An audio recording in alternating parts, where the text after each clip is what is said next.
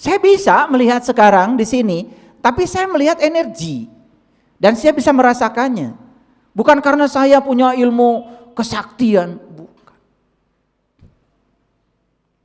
Bahkan mohon maaf ya, kalau sholat saja itu suka banyak yang ikut tuh, banyak yang ikut. Jiwa-jiwa yang belum bisa pulang minta didoakan.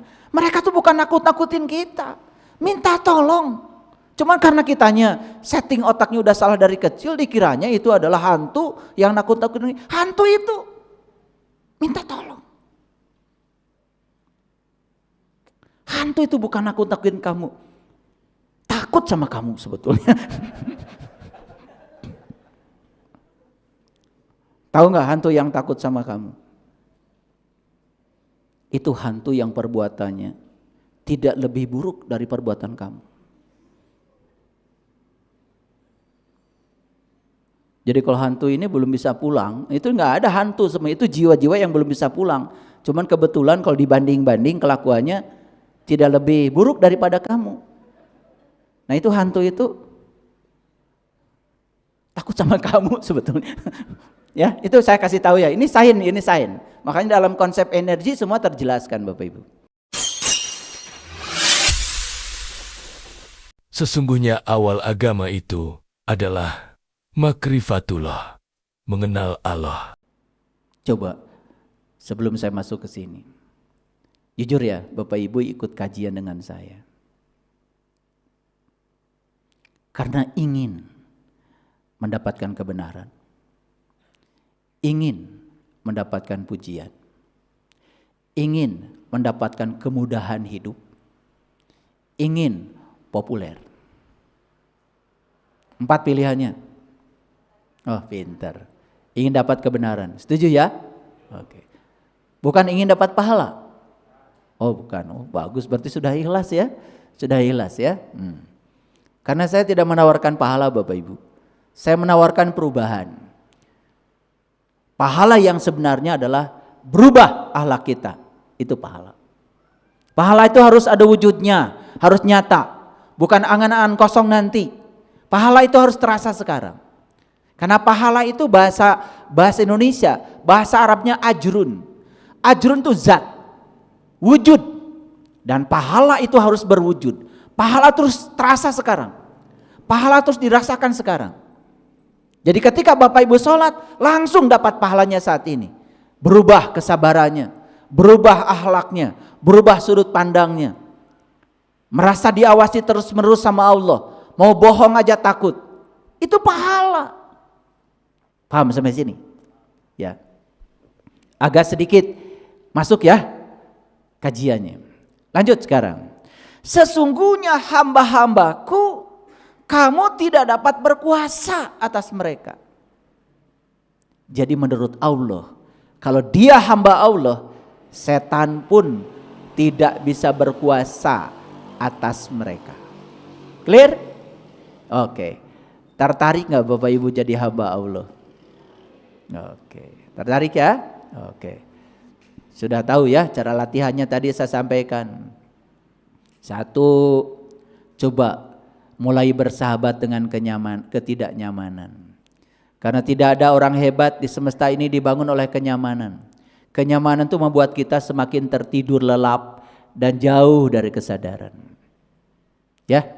Yang kedua, coba mulai belajar mengendalikan reaksi kita terhadap segala situasi yang disebut dengan emosi. Beri makna setiap situasi itu dengan makna yang positif. Jangan diberi makna yang negatif. Karena reaksi kita terhadap situasi tergantung pemaknaan kita. Oke? Paham ya?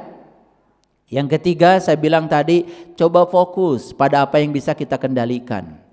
Jangan mencoba memfokuskan diri pada yang tidak bisa dikendalikan. Yang keempat Bapak Ibu, jangan pernah menyangka bahwa segala peristiwa eksternal yang terjadi sebagai bentuk dari ketidakadilan. Justru keadilan itu bukan pada peristiwa di luar diri kita. Keadilan itu cara kita memandang semua peristiwa. Kalau Bapak Ibu memandang keadilan dan ketidakadilan menurut versi Bapak Ibu, selalu akan merasa yang di luar itu ketidakadilan. Orang marah ketidakadilan. Orang jahat ketidakadilan. Orang nyakitin kita ketidakadilan. Coba sekarang pandang semua dari sudut pandang kita. Bapak Ibu akan melihat keadilan. Itu adalah keadilan Allah karena Allah sedang menguatkan kita. Ya. Selanjutnya coba belajar berfokus pada proses. Jangan terikat pada hasil. Selanjutnya Bapak Ibu melatih diri untuk fokus pada kebenaran sekalipun tidak nyaman. Jangan fokus pada popularitas. Jangan fokus pada pujian. Jangan fokus pada kemudahan. Kan banyak orang ya ingin meluluskan ambisi egonya. Apapun yang dilakukan supaya dapat kemudahan. Sogok menyogok itu sebetulnya pekerjaan setan. Kalau kesadaran tidak begitu. Kalau Bapak Ibu punya anak melamar pekerjaan dan tidak diterima di situ, terima saja dengan kesadaran anak saya sedang dipilihkan yang terbaik oleh Allah, bukan di tempat itu. Malah Bapak Ibu menyiapkan uang untuk mendapatkan kemudahan, lalu mengabaikan kebenaran, lalu sogok menyogok tidak bisa dihindarkan. Mengerikan gak Bapak Ibu? Nah, pernah gak menyadari semua yang saya sampaikan tadi? Tidak pernah menyadari. Ya, saya ngasih kajian seperti ini Bapak Ibu, tidak populer. Karena menyampaikan kebenaran itu pahit. Bahkan banyak yang mencemooh saya, mengejek saya, menghina saya. Dan kalau saya merespon mereka itu, saya sedang mencerminkan betapa rapuhnya diri saya. Maka saya pandang semua ejekan, cemoohan mereka itu adalah sebagai pupuk yang sedang menumbuhkan kejiwaan saya. Saya tidak tertarik untuk menanggapi yang seperti itu. Kenapa? Kebenaran adalah kebenaran. Walaupun orang yang tidak tahu menyalahkannya. Matahari adalah matahari, walaupun orang buta tidak melihatnya. Madu tetap saja madu, walaupun orang sakit tidak merasakan manisnya. Kebenaran adalah kebenaran, tidak bisa ditawar-tawar lagi. Saya menyampaikan ini tidak mengharapkan popularitas. Hari ini saya kajian. Selesai saya kajian, saya upload kajian ini nanti sore. Besok sudah banyak sekali yang menyebarkan kajian saya ini dengan judul-judul yang lebih bombastis demi popularitas dan rating dan mengalahkan penonton saya. Biarkan saja. Kenapa? Saya tidak bisa mengendalikan mereka. Saya tidak bisa mengendalikan pikiran mereka, asal mereka bertanggung jawab. Kalau betul-betul mau menyampaikan kebenaran, harusnya dengan cara yang benar. Menyampaikan kebenaran dengan mencuri hak cipta milik orang lain, mencuri konten-konten milik orang lain. Coba oleh Bapak Ibu pikirkan. Mungkinkah kita berwudu dengan air comberan? Kalau wudu itu adalah kesucian, harusnya gunakan air suci. Kalau kita mau berdakwah, menebarkan kedamaian, harusnya dengan cara-cara yang damai. Tapi karena saya sadar saya tidak bisa mengendalikan mereka, ya sudah, saya biarkan saja. Saya hanya bisa mengendalikan pikiran dan perasaan saya dan sikap saya. Saya berpikir, ya sudah, hitung-hitung mereka ya ikut mendakwahkan kajian ini lebih luas lagi. Saya doakan mereka dapat berkah. Itu saja. Baik Bapak Ibu, kita lanjut ke sini. Dan cukuplah Tuhanmu sebagai penjaga. Ini ayatnya luar biasa. Wa kafa bi rabbika wakila. Bapak Ibu mohon maaf. Apakah Bapak Ibu setiap saat merasa terjaga oleh Allah? Yes. Merasa dijaga oleh Allah? Yes. Bapak Ibu, Sekalipun Bapak Ibu belum kenal kepada dia. Tapi kalau Bapak Ibu merasa kalau dia itu tidak pernah meninggalkan Bapak Ibu, selalu menjaga, suaranya nyaring terdengar dalam diri kita, itu aja udah bagus. Itu aja sudah bisa menumbuhkan kesadaran. Apalagi kalau Bapak Ibu sudah tahu dan kenal kepada dia, lebih keren lagi. Kita tidak akan pernah merasa cemas, khawatir, sedih. Karena apa? Hasbi Allah.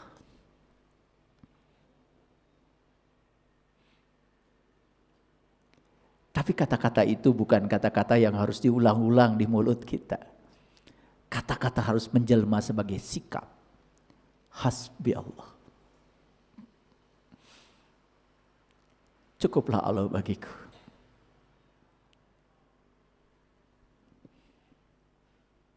Ada rayuan-rayuan dari pikiran palsu. Hasbi Allah. Cukup Allah bagiku. Ada orang yang mengajak berbisnis, tipu menipu, hasilnya banyak. Hasbi Allah. Cukuplah Allah bagiku. Itulah yang menurut saya hamba-hamba Allah. Sampai setan pun tidak tertarik lagi. Setan pun putus asa. Kenapa setan demen banget ngajak Bapak Ibu? Karena Bapak Ibu murahan, kata setan.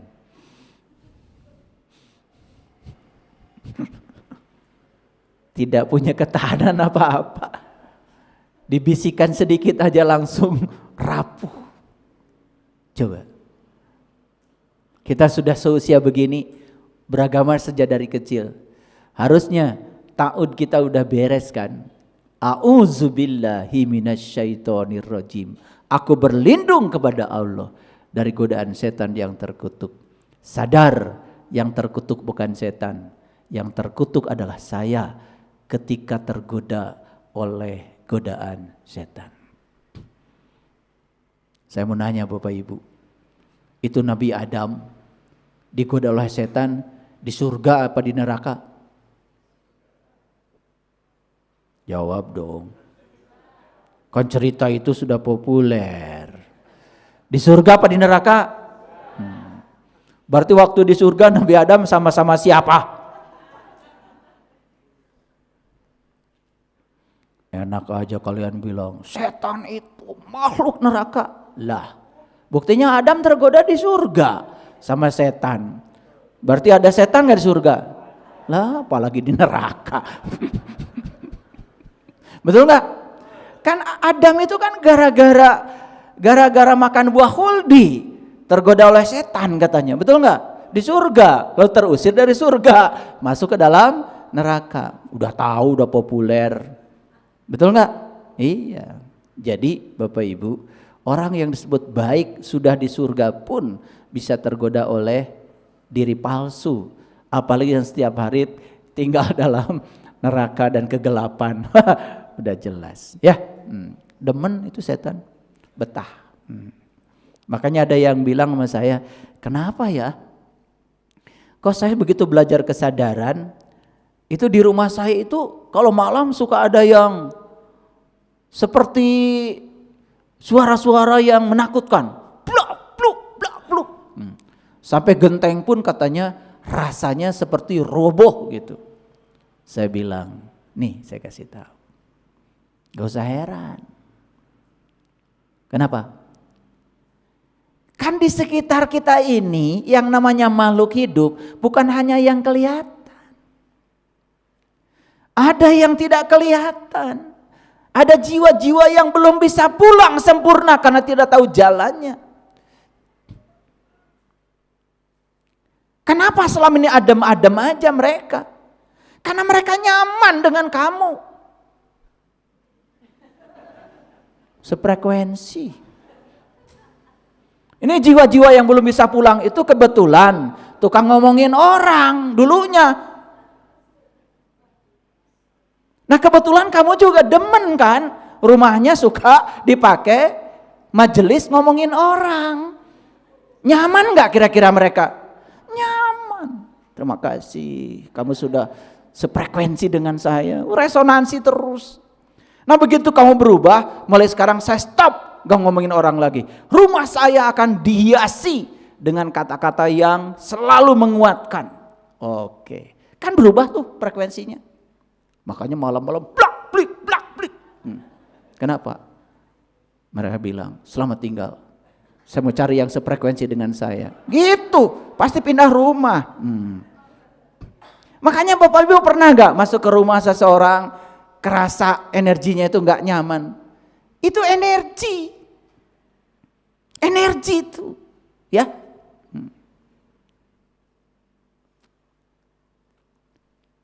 Di ruang tamu saya selalu menguji energi ruang tamu saya. Dengan apa? Dengan bunga anggrek. Jadi saya tahu bunga anggrek itu 2 bulan, 3 bulan gak layu.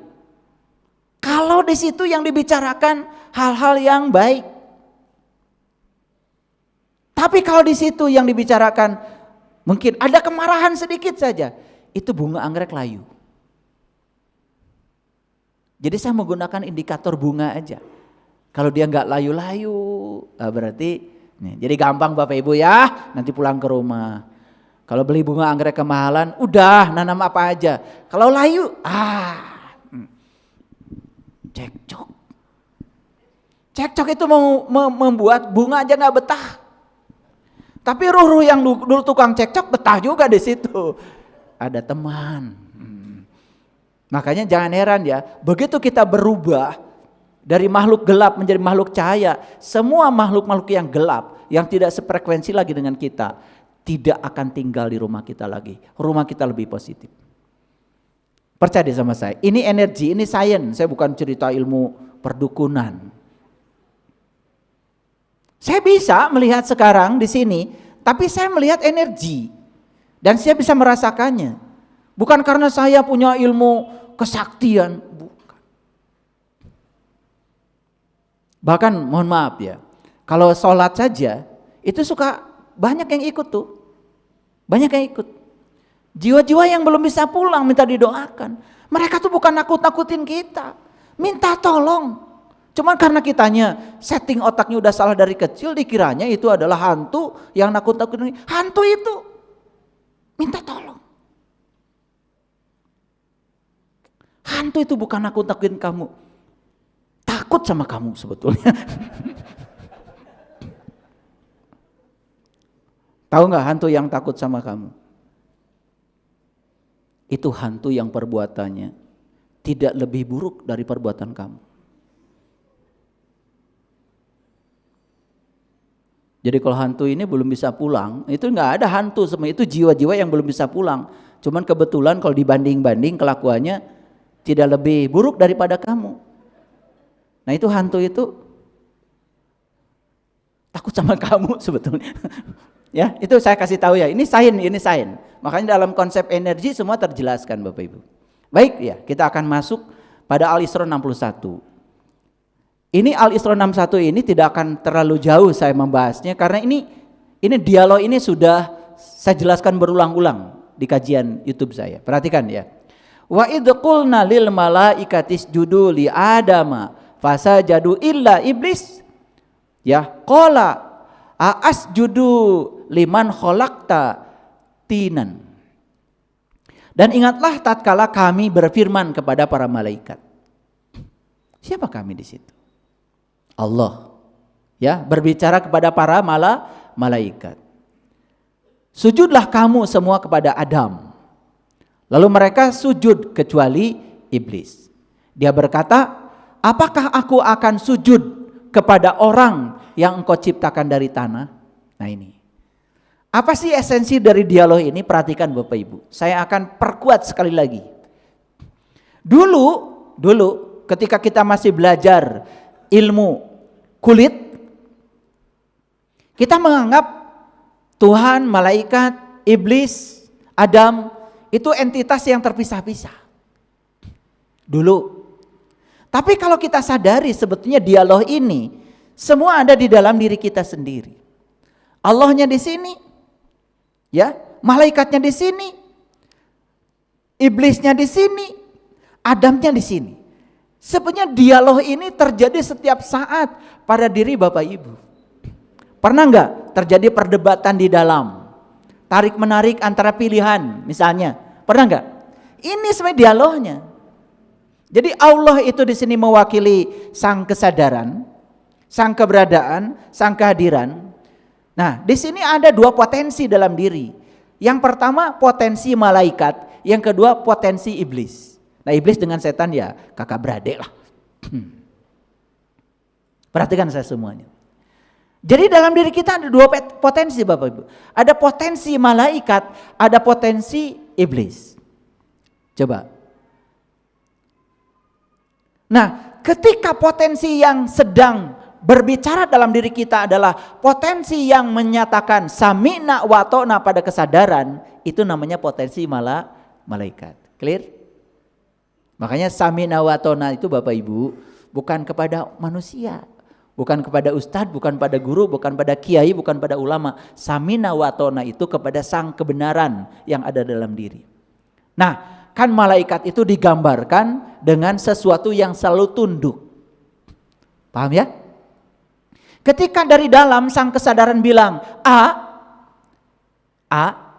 kemudian tidak pernah ada penolakan di sini dan mengatakan sami'na wa ta'na pada A, itu yang sedang berbicara dalam diri kita adalah potensi malaikat. Clear? Clear? Nah, ketika sang kesadaran bilang A, dalam diri kita ada tawar-menawar. Kali aja bagusnya B.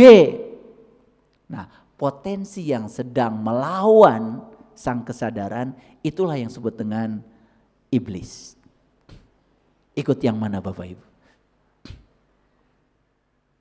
Malaikat atau iblis?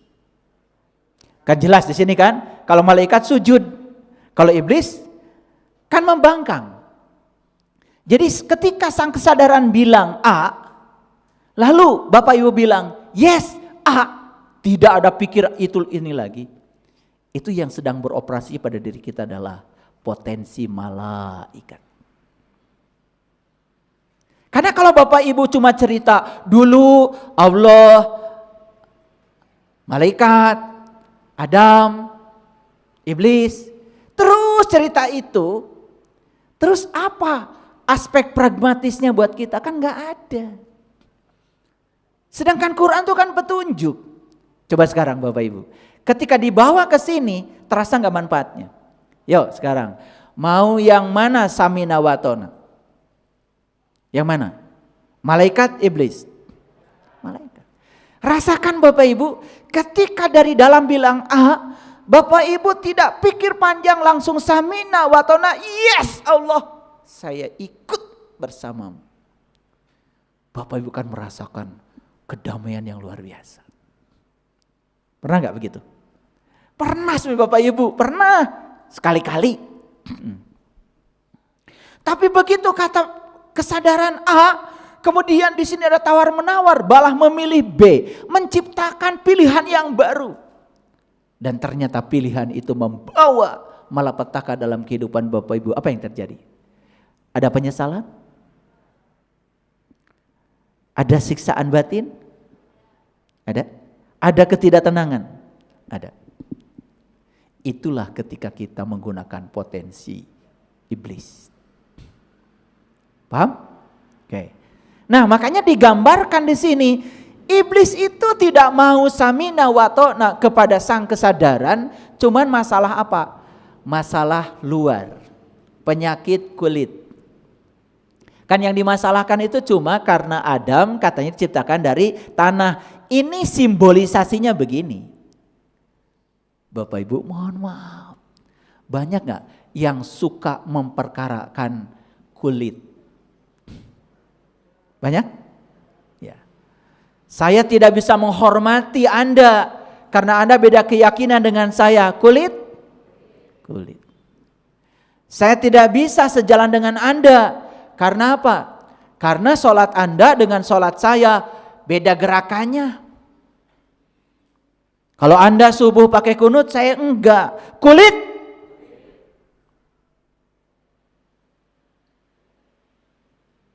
Saya tidak mau memberi pada Anda, karena Anda dengan saya beda keyakinan. Saya berbuat baik hanya yang sekeyakinan dengan saya. Kulit, siapa yang suka memperkarakan kulit? Jawab atuh, dari tadi saya udah capek ngomong.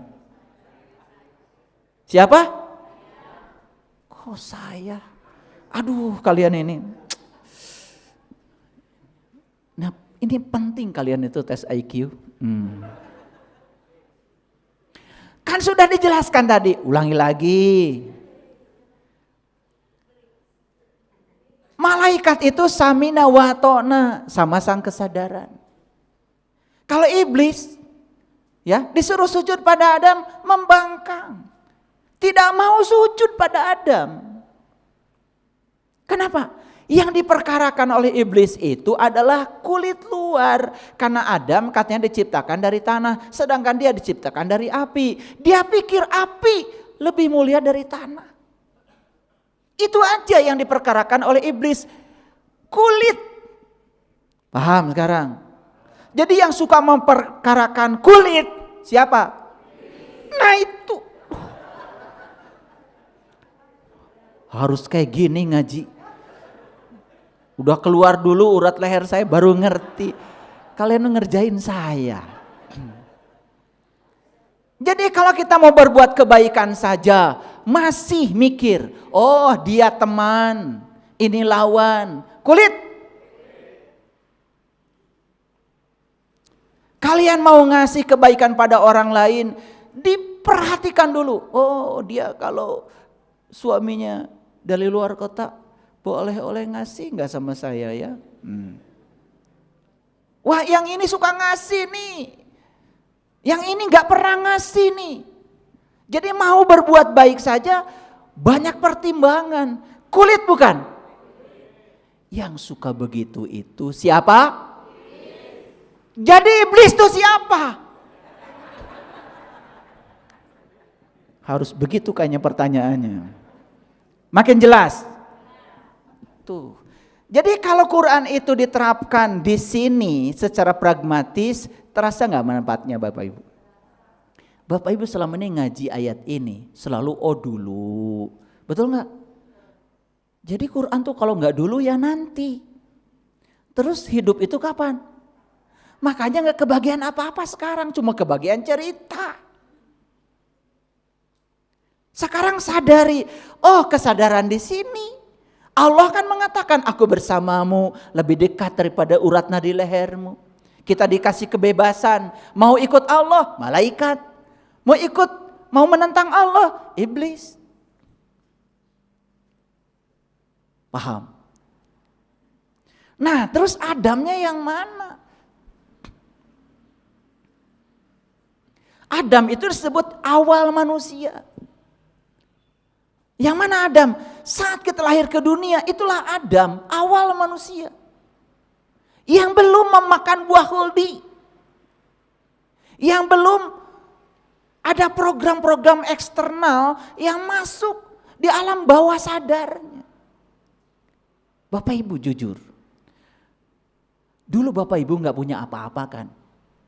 Betul? Damai gak Bapak Ibu?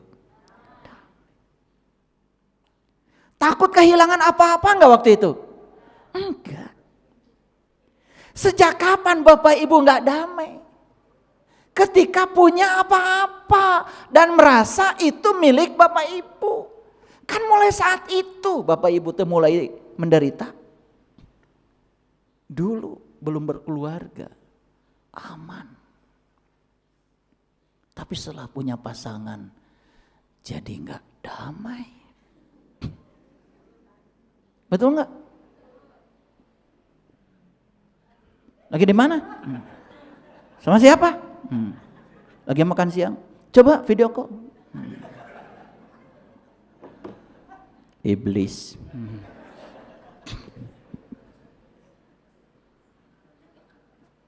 Bapak Ibu. Dulu Bapak Ibu nggak tahu apa-apa kan? Damai? Setelah tahu apa-apa, jadi menghakimi. Menilai ini baik, ini buruk. Ya toh? Ini senang, tidak senang.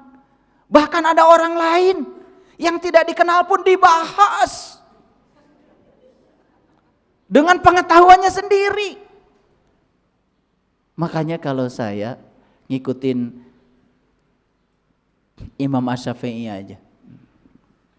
Imam Asy-Syafi'i mengatakan begini. Saya bisa berdebat dan berhujah dengan 10 orang yang berilmu. Dan saya bisa mengalahkan mereka. Tapi saya langsung kalah kalau berdebat dengan orang bodoh.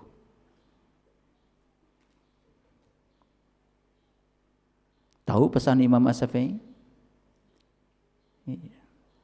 Berbicara dengan orang bodoh itu gak usah banyak-banyak. Kasihan belum pernah pintar. Jadi Imam Asy-Syafi'i kalahnya sama siapa?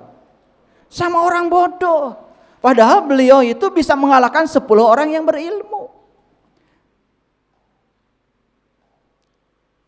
Orang bodoh itu ngomong belum selesai, ininya udah keluar. Orang bodoh itu ngomong belum beres, matanya sudah keluar. Orang bodoh itu otaknya belum jalan, mulutnya sudah nyerocos. Betul nggak? Makanya orang bodoh itu kalau diem, kelihatan bodohnya. Apalagi kalau bicara. Betul nggak? Iya. Makanya Imam Asy-Syafi'i itu hanya kalah sama orang bodoh. Jadi saya memilih untuk mengikuti Imam Asy-Syafi'i aja. Saya hanya bisa kalah sama orang bodoh. Kayak orang bodoh mencaci maki saya, gak apa-apa. Assalamualaikum.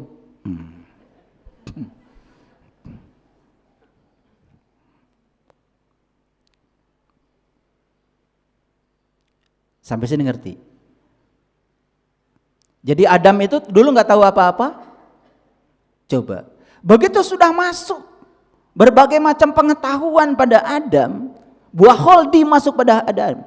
Adam itu kok jadi gampang tersinggungan? Karena sudah ada pengetahuan, benar salah, baik buruk, menghakimi, betul nggak? Bahkan membahas orang lain dengan pengetahuan dangkalnya. Jadi mana ibu bapak? Mending punya pengetahuan, mending tidak?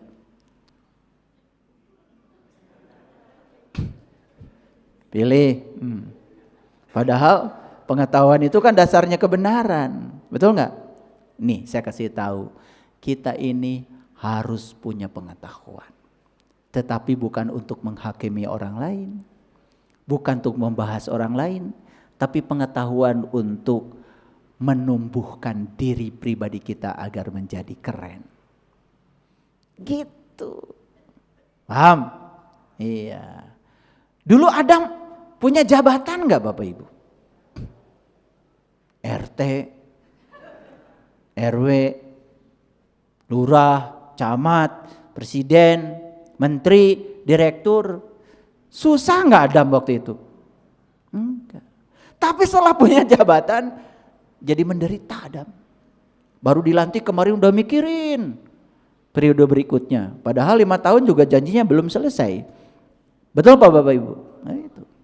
Nah itu namanya Adam yang sudah terkontaminasi. Terlalu banyak makan buah kholdi. Maka Adam terusir dari dalam surga. Masuk ke dalam neraka. Kira-kira ini Adam banyak ngikutin malaikat atau banyak ngikutin iblis? Gitu, paham ya? Sudah tahu Adam sekarang? Tahu. Di mana sekarang Adam? Di surga apa di neraka? Nah, itu. Kenapa terusir dari surga? Makan buah huldi. Buah huldi itu Bapak Ibu, wujud nyatanya adalah program yang diinputkan di alam bawah sadar kita. Sehingga kita sering bereaksi negatif. Karena sudah ada pengetahuan. Dulu sebelum ada pengetahuan, kalian tidak pernah bereaksi apa-apa. Betul nggak? Makanya emosi itu adalah reaksi tubuh terhadap pikiran dan perasaan. Nah apa yang ada di pikiran itu program sangat berbahaya. Makanya harus Bapak Ibu itu dihipnoterapi. Diprogram ulang pikiran bawah sadarnya.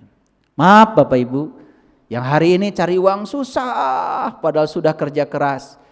Itu karena di dalam alam bawah sadar masih ada program dari Bapak Ibu yang mengatakan uang itu sulit.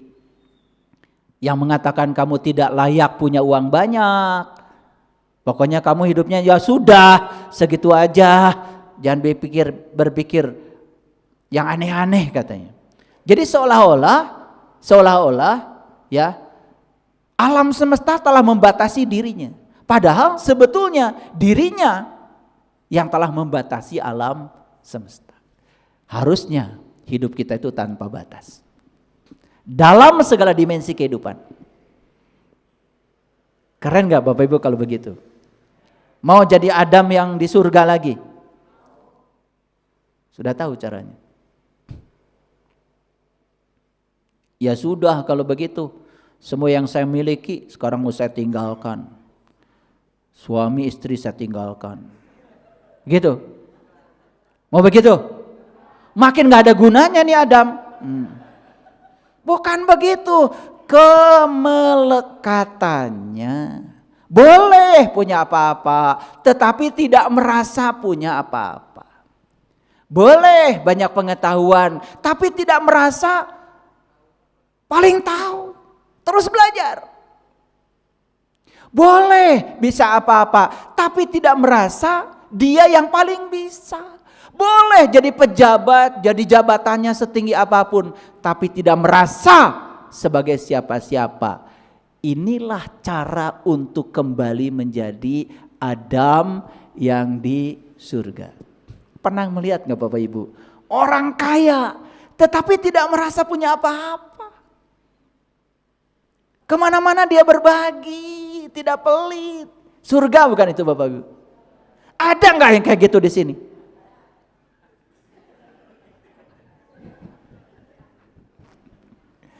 Pengetahuannya luas, tetapi tidak pernah menyalahkan orang lain.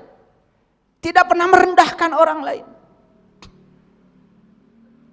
Ada kejadian. Ada orang rental mobil.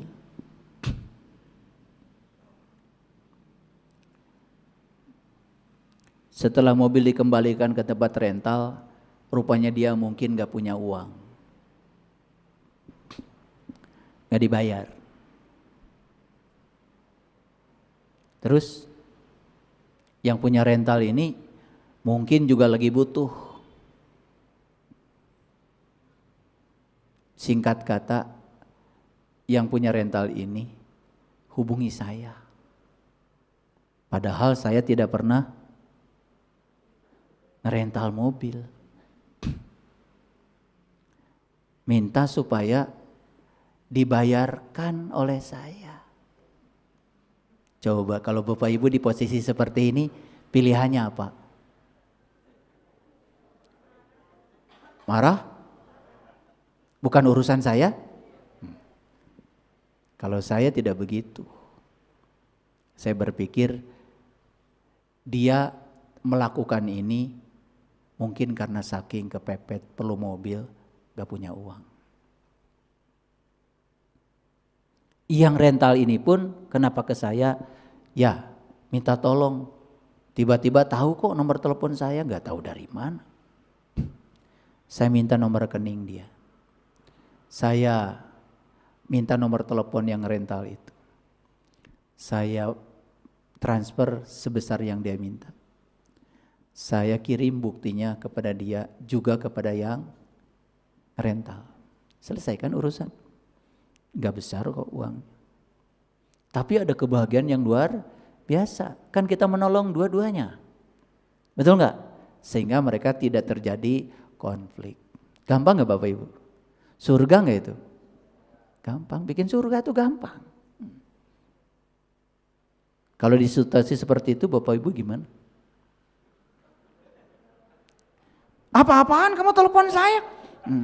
Gak ada urusan. Wah, gitu kan? Betul gak? Kurang ajar nih, udah rental mobil gak mau bayar. Oh, maki-maki, selesai gak Bapak Ibu urusan? Itu bedanya Adam yang di surga dengan Adam yang di neraka. Sekarang pertanyaannya sama kita sendiri, yuk. Ini Adam sudah di surga atau masih di neraka? Gitu aja. Paham kan? Oke. Jadi kalau masih di neraka, gimana upaya Adam? Secepatnya masuk ke situ. Kaya tetapi tidak merasa apa-apa. Banyak pengetahuan tapi tidak merasa paling tahu. Banyak keterampilan hidupnya tetapi tidak merasa paling bisa. Tinggi jabatannya tapi dia tidak merasa siapa-siapa. Ada nggak Bapak Ibu di negeri kita ini orang jabatannya tinggi tidak merasa siapa-siapa?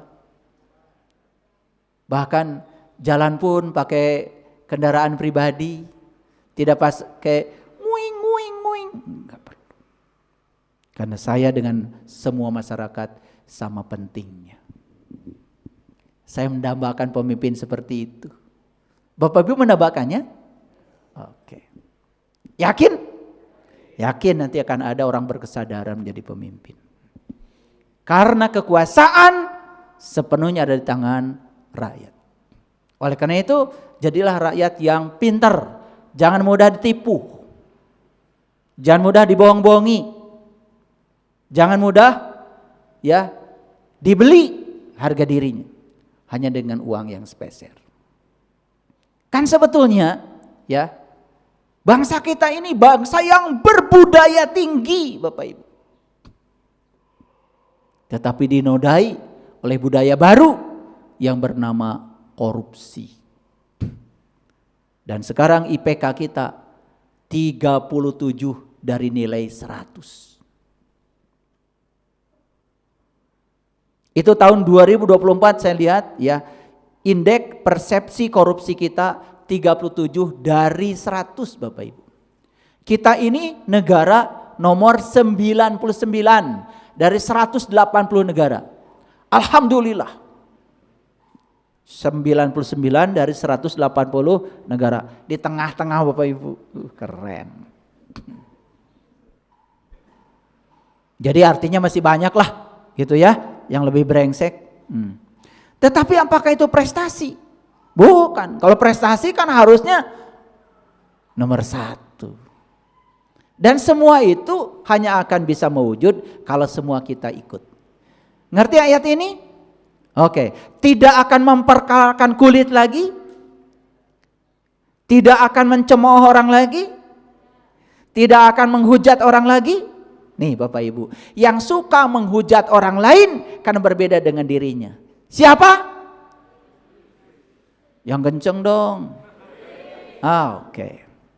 Supaya ngerti, yang jawab jangan saya. Kata siapa itu? Kata saya atau kata Quran? Ya. Jadi yang suka memperkarakan kulit luar, tidak tahu esensi. Iblis. Bapak Ibu, baju ibu, bapak dengan baju saya sama enggak? Beda. Yang bilang beda berarti masih kulit lah, ada sopan sedikit ya. Sebenarnya Bapak Ibu dengan saya bajunya sama enggak? Sama. Karena baju kita asalnya semua dari kapas.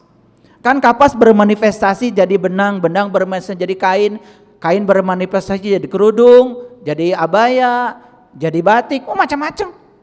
Tapi setelah begini terasa berbeda. Nah, kalau kita hanya memperkarakan ujungnya, kulit. Padahal esensinya sama. Sama-sama apa? Jadi baju Bapak Ibu dengan baju saya sama? Oke, malaikat. Beda? Oh, enggak ada lagi. Ternyata iblis sudah pergi ya. Alhamdulillah. Kita lanjutkan. Ayat yang ke-62. Dia, iblis nih, berkata, terangkanlah kepadaku inikah orangnya yang engkau muliakan atas diriku? Sesungguhnya jika engkau memberi tangguh kepadaku sampai hari kebangkitan, niscaya benar-benar akan aku sesatkan keturunannya, kecuali sebagian kecil. Lihat sekarang saya, lihat saya semua Bapak Ibu. Ini saya kasih warna beda. Lihat ya. Sesungguhnya jika engkau memberi tangguh kepadaku sampai hari kebangkitan. Bapak Ibu di otaknya pasti hari kebangkitan, lagi-lagi hari kiamat, lagi-lagi hari hancurnya alam semesta ini. Gak ngerti saya, kiamat itu kan bangkit bukan hancur.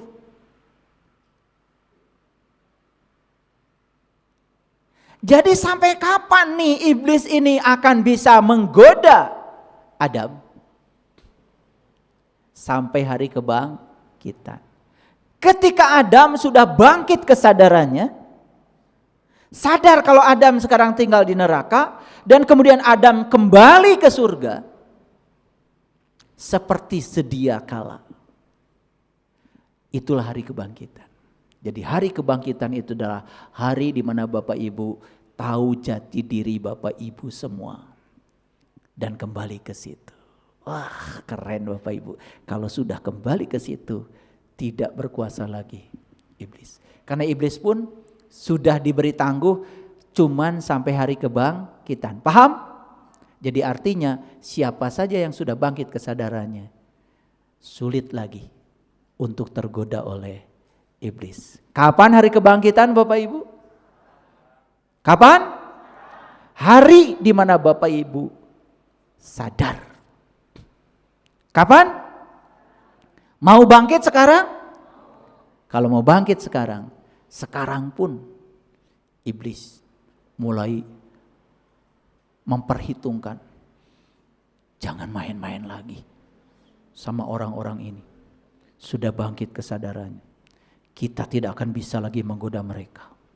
Karena waktu tangguh kita cuman sampai hari kebangkitan. Masuk akal? Dulu Bapak Ibu memahami hari kebangkitan kapan? Jaga. Makanya Bapak Ibu sararewe ayeuna ya dah jaga bangkitna oge. Padahal bangkit itu kapan?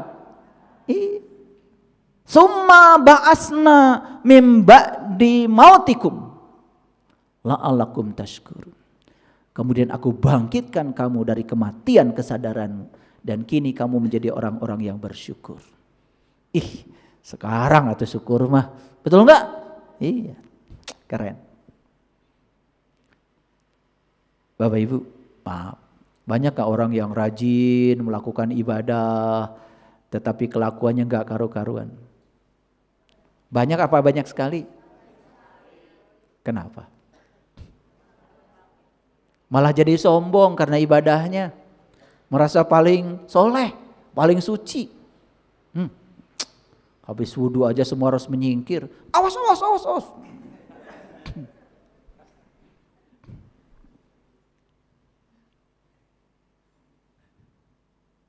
Jadi saya pernah ketitipan orang dulu pas mau berangkat umroh. Ketitipan orang, suami istri. Travel tidak sanggup membimbing dua orang itu. Dititipkan sama saya, karena rombongan saya besar. Boleh enggak Pak, kami titip dua orang? Oh boleh. Tapi ikut aturan kelompok saya ya. Waktu naik pesawat berantem sama jamaah saya. Saya semperin, kenapa ini? Udah diingetin tadi. Kenapa ibu kenapa? Marah luar biasa. Habis katanya saya udah wudhu. Tadi bapak ini nyenggol. Mau naik pesawat bukan nyenggol atuh. Kesenggol kali. Gitu. Enggak nyenggol. Ya udah ibu wudhu lagi. Saya bilang. Kan di pesawat juga ada. Iya tapi saya tadi udah sempurna wudhunya waktu di bandara. Ya udah gini. Wudhu aja sebisanya biar ibu tenang. Dalam batin saya, ntar di Mekah. Begitu mulai tawaf, saya bilang, ibu sama bapak ini jangan jauh-jauh dari saya. Jadi begitu jalan, saya injak, cek. Wudhu.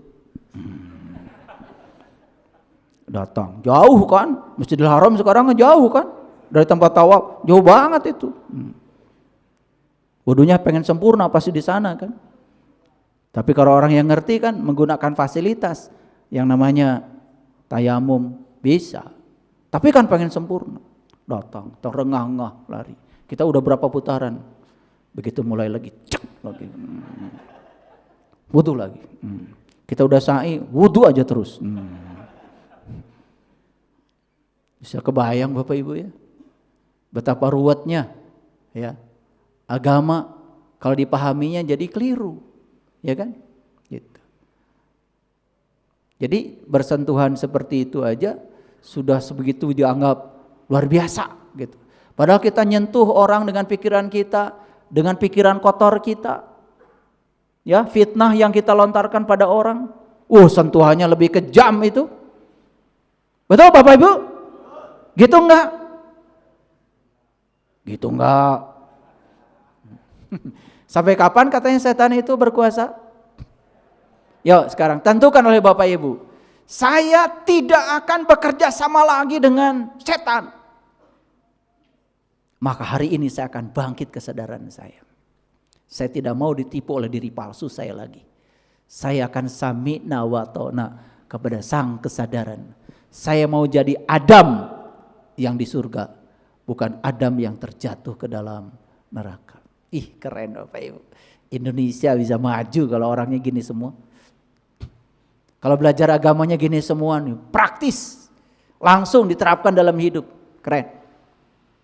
Ya. Saya yakin ya hari ini ya banyak yang dengar.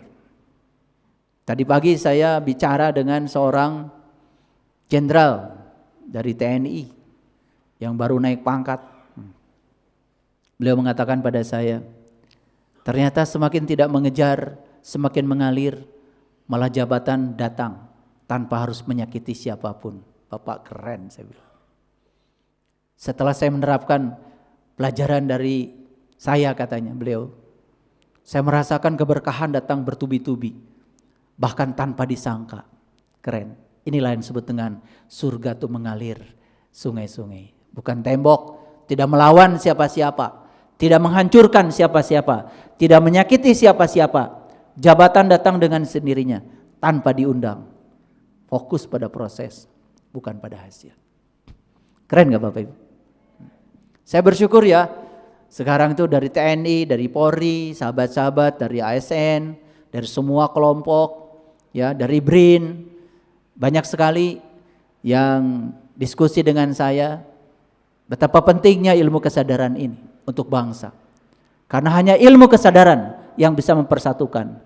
Kalau kita terjebak pada penyakit kulit seperti iblis, memperkarakan perbedaan, bahaya bagi Indonesia. Karena Indonesia ini Bhinneka Tunggal Ika. Setuju Bapak Ibu? Oke. Jadi ini apa? Oh, udah lupa lagi. Ini apa? Kapas. Sama baju sana dengan baju Bapak Ibu? Sama. Itu esensi. Yes. Tuhan berfirman, pergilah, barang siapa di antara mereka yang mengikuti kamu, maka sesungguhnya neraka jahanam adalah balasanmu semua, sebagai suatu pembalasan yang cukup. Silakan. Bahkan dibebaskan, disuruh pergi iblis ini, menunaikan tugasnya. Tetapi ingat ya, hanya orang-orang yang sudah terbangkitkan kesadarannya yang tidak akan mempan lagi. Mau gak Bapak Ibu di kelompok itu? Tapi kata Al-Quran, kelompok itu sangat sedikit. Makanya yang banyak itu belum tentu benar Bapak Ibu. Dan yang sedikit belum tentu salah. Tetapi memang kebenaran ini Bapak Ibu pahit. Rasulullah menyampaikan kebenaran di hadapan orang-orang jahiliyah. Tantangannya luar biasa. Apakah sekarang dunia sudah tidak jahiliyah lagi? Masih Bapak Ibu sadar siapa yang jahiliyah? Siapa? Saya. Bagus. Begitu kita bilang saya masih jahiliyah, saat ini kita langsung jadi orang pintar. Karena orang cerdas itu adalah orang yang sadar kalau dirinya masih bodoh. Tapi saat ini kalau kita mengatakan saya adalah orang paling pintar dan berhenti belajar, langsung jadi orang jahiliyah. Gitu jahiliyah tuh Bapak Ibu, nggak takut. Nggak takut lagi. Ya. Mau mengaku diri kita belum tahu. Begitu saat ini kita mengaku saya tidak tahu apa-apa, langsung Bapak Ibu jadi orang cerdas. Karena hanya orang yang sadar dirinya tidak tahu yang terus belajar. Gitu. Gak usah takut ya. Nah, ini kata Allah di ayat yang ke-64. Dan perdayakanlah siapa yang kamu sanggupi di antara mereka dengan suara ajakanmu. Jadi iblis ini punya suara Bapak Ibu? Jawab dong.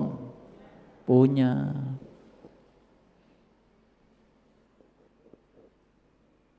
Keras gak suaranya? Keras. Udah, jangan dikasih. Enak aja. Keras gak suaranya? Keras.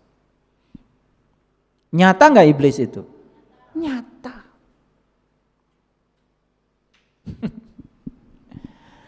Dan kerahkanlah terhadap mereka pasukan berkuda dan pasukanmu yang berjalan kaki. Berserikatlah dengan mereka pada harta dan anak-anak dan berjanjilah mereka. Memang tugasnya itu Bapak Ibu. Iblis itu ngasih janji-janji kosong. Tapi percaya ya. Tahu nggak kenapa banyak orang yang percaya pada janji-janji kosong iblis? Kenapa? Karena orang yang seperti itu juga sama dengan iblis. Masih terjebak angan-angan kosong. Yang nyata tidak percaya. Bapak Ibu, mohon maaf. Apakah Allah, coba lihat kiri kanan, lihat kiri kanan, lihat kiri kanan. Apakah Allah ada pada diri yang Bapak Ibu lihat kiri kanan? Ada? Apakah Allah ada pada saya? Apakah Allah ada pada Bapak ini? Pada Mas ini? Ada. Jadi coba sekarang belajar melihat Allah pada semua orang. Nyata gak itu? Nah kita aneh. Allah yang gaib terus saja disembah-sembah. Tapi Allah yang nyata kita sakiti. Padahal semua yang nyata kata Allah sendiri adalah manifestasi ilahi dari dirinya sendiri. Makanya kalau orang yang sadar, saya tidak berani lagi menyakiti orang lain. Karena saya melihat Allah pada diri mereka. Karena Allah bersama mereka.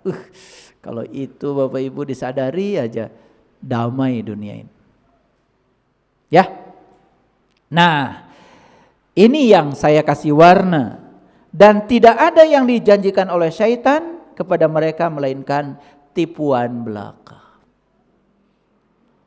Lalu masuklah ayat yang ke-65 yang sudah saya munculkan di awal tadi. Sesungguhnya hamba-hambaku, kamu tidak dapat berkuasa atas mereka. Dan cukuplah Tuhanmu sebagai penjaga. Kesimpulan. Jadi kalau kita masih tergoda oleh diri palsu kita, bisikan ambisi ego kita, itu bahwa kita belum sepenuhnya menjadi hamba-hamba Allah. Berarti kita masih terkadang menjadi hamba-hamba setan. Itu Bapak Ibu kajian. Udah masuk sekarang semuanya? Jadi kira-kira judul hari ini cocok gak buat Bapak Ibu? Cocok ya. Padahal tadi waktu lihat judulnya ya, kayaknya ini buat orang lain. Betul gak? Hamba-hamba setan, sembarangan. Saya hamba Allah. Betul gak? Iya. Jadi sekarang kita sudah sadar. Tidak apa-apa kita saat ini menyadari kalau saat ini kita masih sering tergoda oleh godaan-godaan syaitan. Diri palsu kita, ambisi ego kita, rahwana, sidasa muka pada diri kita, no problem. Karena apa? Belajar spiritual tidak usah bergerak cepat. Yang penting bergerak maju. Setuju? Tidak usah one day one judge. Apalagi cuma bahasa nggak ngerti isinya. Sekarang satu hari satu ayat saja, tetapi ayatnya menghunjam ke dalam diri, membuka rahasia diri, menjadi petunjuk bagi diri. Tidak usah bergerak cepat, tapi bergerak maju terus menerus. Tidak usah kita menjadi yang terbaik dibandingkan orang lain, menjadi versi terbaik dari diri kita sendiri. Saya yakin Bapak Ibu, saya sudah mengalaminya sendiri. Ketika kita sudah kembali lagi kepada Adam yang semula, persis seperti saat kita datang ke dunia ini, nyaris tanpa upaya segala berkah datang. Seperti bayi datang ke dunia ini, tidak minta baju baru, ada baju baru. Tidak minta susu, ada susu. Tidak minta bubur, ada bubur. Tanpa upaya semua berkah datang.